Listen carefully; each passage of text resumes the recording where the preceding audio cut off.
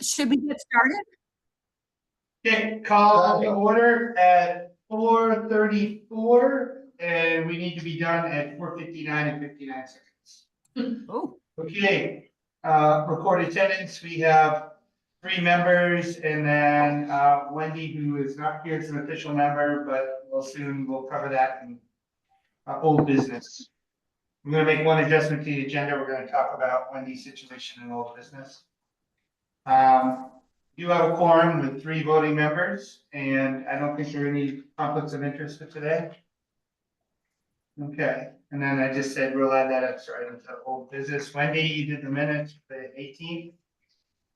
And everybody get those? Any questions on those? We're fine. Seeing none, carry motion. Steve? Second. Cindy, all in favor? 3-0. Okay, discussion of historical resources. Very brief, you got plenty to go. Yeah. I've circulated the draft to the historic rangeland at the board, and they're reviewing it, and I told Michelle Landry, this that I needed any input by the November meeting that we have. So we'll have. Okay. Your correct draft of that. Great job, Steve. Okay, and then other old business, as everyone knows, Wendy wrapped up her position on the select board due to residency change. The select board seat opened, however, we proposed, since Wendy's been heavily involved, that's an understatement, in the process, that she stay on, so we proposed some change wording to there. From my understanding, it got quite a bit of comment and discussion was spurred, and I talked to select board chair Janassi today, and my understanding is Monday they're gonna vote on it, that we're gonna vote Wendy as a liaison to this committee so she can continue the work there. The board will then appoint, after the election, a board member to the committee. So we'll have 5 voting boards, but Wendy will still be actively involved in stuff from a liaison standpoint. I think it's important. Our goal was not to upset the citizenry of putting a bunch of people outside of the area, but I think Wendy has clearly proved her expertise and should continue to be involved. And understood, Sandy, you were there at the meeting and spoke on her behalf. Yeah, I appreciate. Yeah, absolutely. I was hoping that you could, be the just designee and carry on, but I know that they were reaching out to Steve Leinsdorf about that, so. Which, I don't know why, I don't think it's be overly complicated. I think we could easily just say if they can't come up with something that you are of counsel. How's that sound? I do that with law firms all the time, so. Not my goal to upset anybody. I like to work, happy to continue, happy to step aside, whatever favor. And unless anyone's opposed, I would like to continue to have Wendy take notes for the minutes and those type of things, unless otherwise, because she seems to have it. Did you get them that night? Yeah. Do you need a motion? Do we need a motion, or is this just kind of a I just general consensus? wanted to just say that we could do a motion to say that that's what we support, so that when Joe speaks, the reason I brought it up is because when Joe speaks on Monday, the board he can easily say to the board that the committee is in full support and voted to be in full support. If you want to make a motion, just to have it on the record. Let's do that. Yeah, Go ahead, Sid, you want to do it? Yeah, I mean, I'll make a motion that, that this committee, continue, welcoming, Wendy Case as a liaison, contributing member and secretary to the Comprehensive Plan Review Committee. Okay, second. Second, all in favor? Aye. 3-0. Okay, so Joe, if you don't mind relaying that. The second thing I did talk with Select Chair Janassi about was, I said, we've mapped out a procedure, we will be sent, you'll start seeing things coming into you folks. I said, I will ask you to implore to yourself and to the other members of the select board to not be delayed and looking and giving comments. I said, I do not want to go through what I've seen happen with some ordinance stuff and other things with the board as of late. I want to make sure that you guys are getting your comments in those pieces far ahead of time. So when we get to past public comment, and we're sending final draft, we're looking at minor tweaks, not major revisions and changes. I said, when you get the first draft, that's when I want you to take heavy hand, if any, at that point. And not a heavy hand at step 5. Needs to be done at step 2. And he agreed. He says, we're ready and willing to start taking stuff as soon as you guys want to start putting stuff on our table. He says, he goes, I also too don't want to get 10 chapters in March to have to cipher through. I said, well, our goal is to get you a couple, three a month, hopefully starting soon. So, hope that was okay. I felt that that was what we talked about, and I just wanted to. And he says, well, Joe will probably keep us on task anyways. And I said, I don't doubt it, but I figured you wouldn't mind hearing that directly from me. Yeah, just to show support. Go ahead. Mr. Chair, I have a question. I'm not sure if I should, you might have the answer, Joe. In terms of getting it to the board, I know that Donna and I had a conversation about some of the edits we did with the redlining. So are we going, I know you want those for town record, to have the edits in one form, but can we submit it, or would it be appropriate to submit it to the Board of Selectmen in a clean black version with the changes accepted? I would suggest we send what I call, if you do it in Microsoft Word, a marked copy and a clean copy. Okay. And then that way, I personally like to read the clean copy flow. Mm-hmm. But then I also like to look at the marked copy and see what was changed. I So I think that should be our procedure. We give a marked and a clean copy. But I think the clean copy easily allows people to read what's there. Because you give it to them with just a clean copy, they're like, okay, what changed, what didn't? Then they gotta go back and find it. Then they gotta try to figure it out. So I just think it's easier to say, here's what we started with. This is what we propose. Here's the marked copy. You can read through it. It has all the additions, subtractions, deletions. Here's the clean copy of that marked version, so that way, you know, this is what we think is. What you should do. That's a great idea.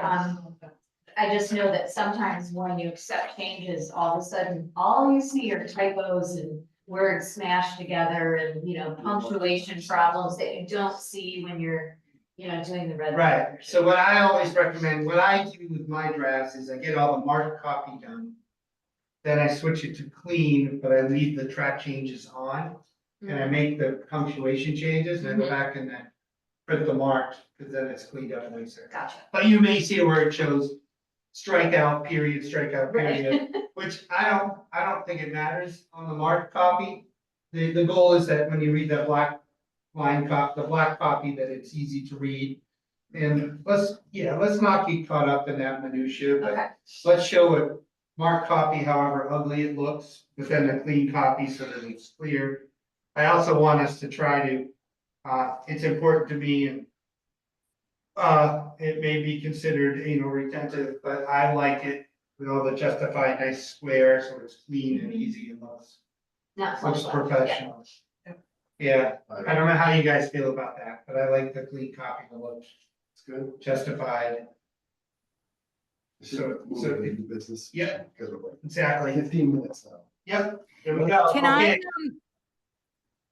Can I show you something? Yeah.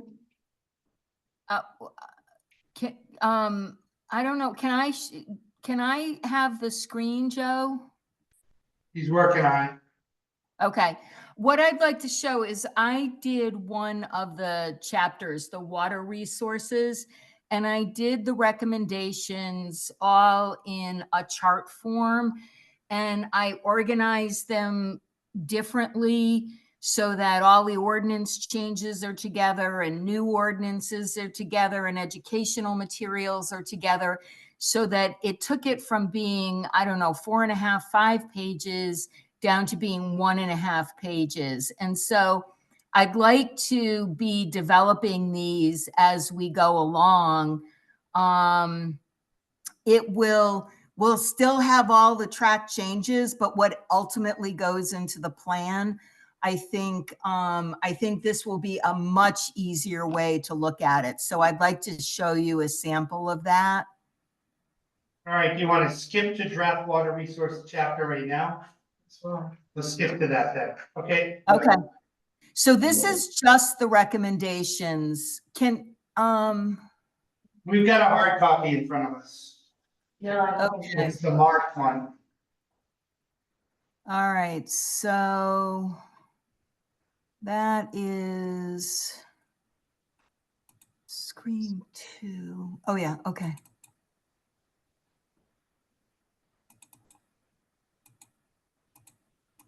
Did it come up? I don't see anything. No. Huh. Okay, so I've selected the screen. I've All never right, seen. well, we're gonna run out of time, so do you want to just? All right, I will email it Why to are you you. rearranging the format? I don't have any issue with that if it helps with efficiencies. And Okay, then the clean copy will show the new format, and then even if it's crossed out and moved to different sections, that's fine. okay. Yeah, I can do that. I'll email this to you so that you can see it. And if you really don't like it, let me know, because this is the format that I'm working in right now.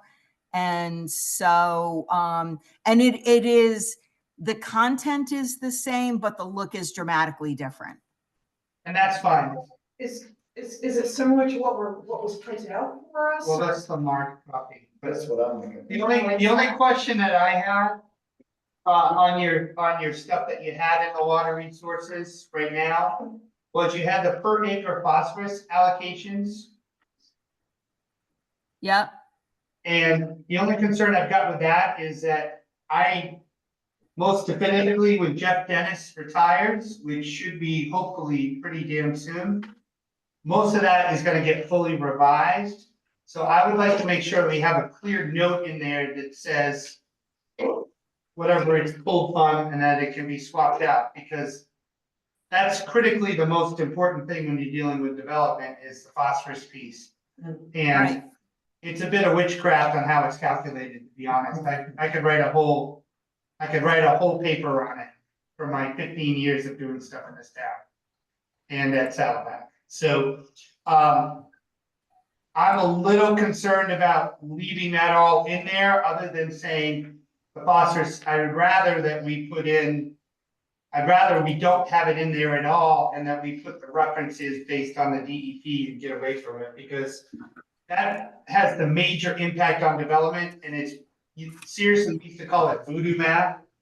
Because it's based on a study that was done in Gardner, Maine 30 years ago by Mr. Dennis personally, and it doesn't correlate with any other science.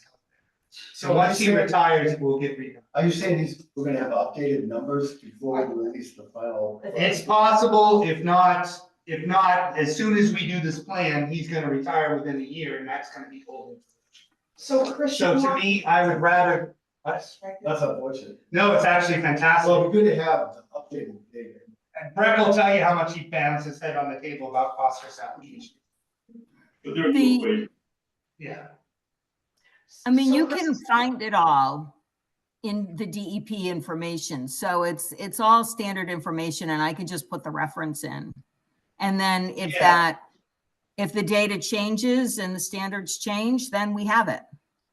I would just like to get away from us listing the pounds of phosphorus per acre in there, because I think that's going to drastically change. And I Okay. want to avoid putting any information that within 24 or 36 months could be dated as much as we can. I mean, this is a comp plan. It's supposed to be able to sit for 10 to 12 years. That will age immediately. I don't have a problem listing the ponds and their sensitivity and those ratios. I don't think they're gonna change. But I would rather we say the phosphorus allocation per acre, and that particular last row that we say for reference to phosphorus allocation per acre refers to the DEP. So the reason I like the idea of referencing DEP rather than putting the process in there is that it is gonna change over the next 10 years. It is. And the references will be updated as it changes, and then you've got those references. I really want that to be the kind of common theme in all our stuff we do with the comp plan, that if there is a reference in a regulation in those pieces, I would rather, if we are gonna list it, then I would rather say as of Yeah, 10, 24, or something like that. But the phosphorus one is such a challenge with all developers in those pieces. I don't wanna be in a situation where someone's saying, well, the comp plan says this, and then the calculations of this, we've created a lawsuit. So Chris, are you suggesting any reference to phosphorus? There are these two, there are two columns, I would take out the last two columns and ask them to be referenced to the regulation, but leave the rest. Leave the, including the pounds of phosphorus allowed from Rangeley. no, Strike that middle one. yeah, strike that middle one too, thank you. So it's like Cloudman Ponds, you take 150, 140, 0.2, 2.8, mod sensitive, medium, and that's it. What about the level of protection column? Would that change too if the calculations were vastly different? Now, the pound calculations are based on certain formulas, but the level of protection, I think, is per water source. Yes. Yeah, Yes. that's not gonna change. Okay, And without getting a whole discussion about that, like Saddleback Lake, some of these, the shallower ponds and the more highly susceptible to phosphorus damage. sure. And I don't think the depth of those are gonna change unless someone's gonna start dredging some of these ponds, which I don't see that happening. So Chris, it sounds like you're okay with the chart. I'm okay with the chart, but I wanna strike column 5 and column 8 and 9. And then I just wanna reference where it is in the DEP regulations, as specific as we can. I don't have a problem. I just think it cleans it up. So you're deleting columns 8 and 9 And 5, and 5? Okay. yep, All right. because those are all calculated with an algorithm. But the sensitivity of the lakes and all that, those classifications won't change, although we should reference where those classifications come from in case somebody gets a lake change, which the chance of that is slim enough. And so the column 5 is the one with the area likely to be developed. Now, I'm not including the column with the pounds, with the name, I'm calling the fifth column classification. Of what? So the final one would read like Cloudman Pond, 150, 140, 0.20, 0.28, mod sensitive, medium, that's it. Oh, so get, So okay, anything that talks directly on the phosphorus calculation, remove it, because that algorithm is destined to change. We just don't know if it'll be 12 months, 24, or 36, but it is gonna Okay. change. okay, so just taking off columns 8 and 9. And five. the one that says pounds of phosphorus allowed from range. Oh, That's the okay, same algorithm, okay, all right. right? Yeah. Brett, do you disagree? No, I agree, Okay. I agree. I'm just shaking my head at something else. Yeah. That was my big note from this. I don't know what else anybody else had.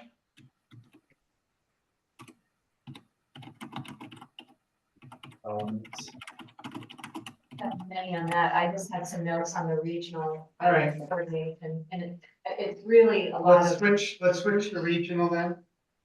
Okay, Okay, and the regional, Wendy, you had some notes? It's mostly just some typos and using LURC versus LUPAC, which we talked about, Donna. LUPAC took over for LURC in 2012. And then there's just some wordsmithing things like on the third page here, 150, it says The track changes read recent extreme storm events have nothing, so it's just an incomplete sentence. And instead of wasting time on all these little things, I can copy this and scan it and get it over to you if you Oh, want. that would be awesome. Yeah.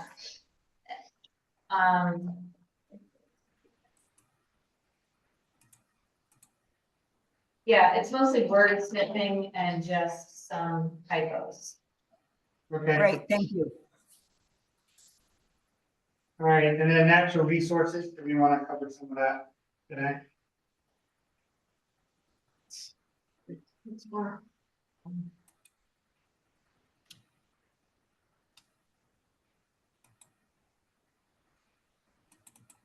You're gonna confirm that, it looks like you got highlighted 13,000 acres, we've got to just confirm that, right? The tree growth. Mm. Well, oh, yes, I need to get some data from the town.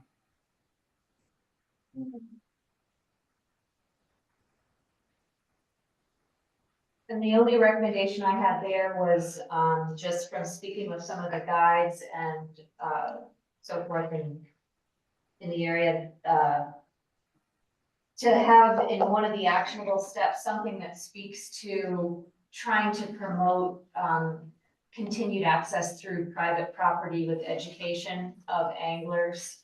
And it's not really in our area necessarily, it's more river access, so I don't know whether that falls under regional concern, but it is a natural resource issue. You mean basically like what happened on the McGalloway? Exactly. Yeah, so that should go in our regional piece, Yeah. because that's up in the plantation.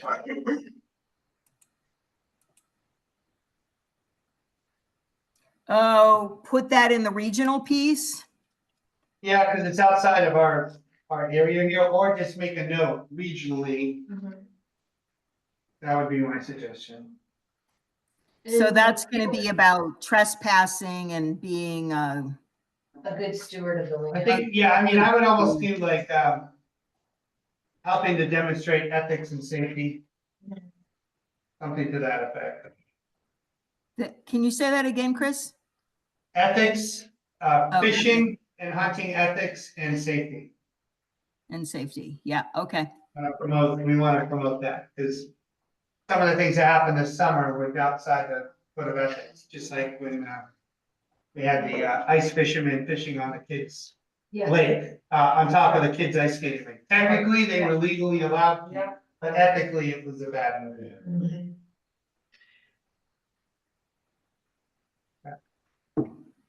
I just want to mention, ask one question about the zoning amendments, of which that might require an entire meeting to talk about, but I liked pretty much what I was looking at there in terms of some of the amendment suggestions I think you put together, Donna. Those are gonna fall into different sections of the plan, of course. Well, a couple of things that struck me though, and I know we're almost out of time, but the discussion about lodging, expanded lodging, that's sort of a new piece. And to some degree, that's a mitigating factor in sort of like putting less pressure on short-term rentals. Which is, I know, a concern of a lot of people.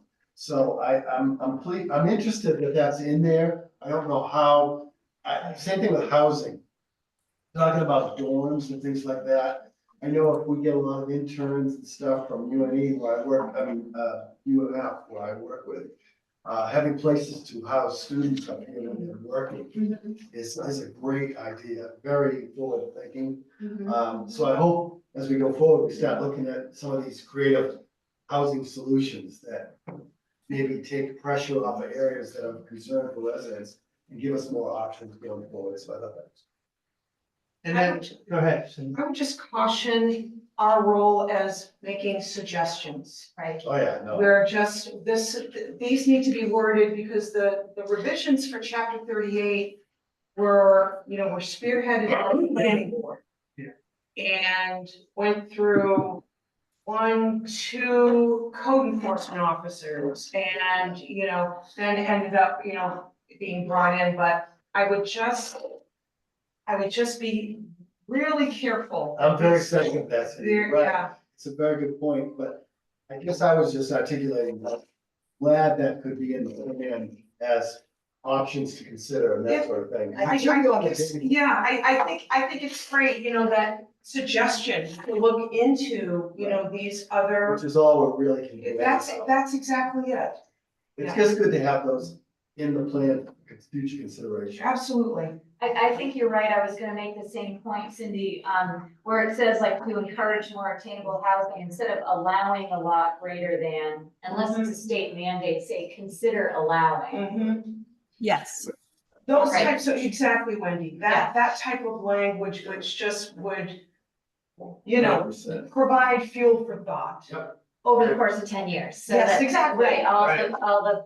No, I think I think we all agree our common theme is try to make sure that we're suggestive, but we're also, whenever we can tie into state information that will change, we do that, and those cover the two themes. Yeah. Is there anything else we need to cover? We can spend more time on these to come back with those suggestions that are there. Yeah. And then, do we want to approve that Donna makes those changes, that she can get off that, so for the first board meeting in November, they can have those 3 chapters there? Does anyone feel like we're out of whack with that? I'd like to let the select board start whacking it. Wendy was gonna send in Yeah, some suggested, and I can send them to everybody if you all wanna see my, it's just really, some edits, you know, just little renderings. So why don't we all get everything into Donna over the next week to 10 days, so she can update, and then she can send it out to us And then we- last week. okay, do we want to send it to everyone or just Donna to? Everyone send everything to Donna. Donna makes the updated changes, sends us out one last draft. If we're fine with it, then it can go Yeah, get in the November packet. to the board. Okay, and we gotta finish up the week. yeah, or, Yeah, We're taking their time. And you know, Yeah. the next meeting is scheduled for the 20th. So I have a conflict, as I did tonight, so I had to skip the chamber board meeting. They're Wednesdays, and it's Wednesday the 20th is the next chamber board meeting. I gotta go to that. It's the end of the year one. Is there any chance that we can shift that date from the 20th of November? we to could, Any other date other than that? we could email about it just to save Yeah. time, because we're over. Yeah, Yeah, I don't even have that penciled in my calendar, so I'm. okay. shows up. Yeah, But Yeah, all right, well, let's look at, why don't you propose, early in the week is better for me. I don't I know. would say the day before, Tuesday, the 19th would be fine. We were meeting on Tuesdays for a while, so. Yeah, I'm okay with that. I'm off school board now, so we can even look at the second Tuesdays. All right, well. At 4:30? 4:30 on the 19th. That, 4:30 on the 19th? Okay. all right, excellent. okay. Thank you very much. Well, you won't miss much at the chamber. You can still get there now. What time did it start? What time did it start the chamber meeting? It starts at 4. You won't miss much. No, that's all right. I was the same. Talk to them. Yeah. Okay, All let's right, get out of their All way. right. motion to adjourn. Second. Second, all in favor? All right. We're done.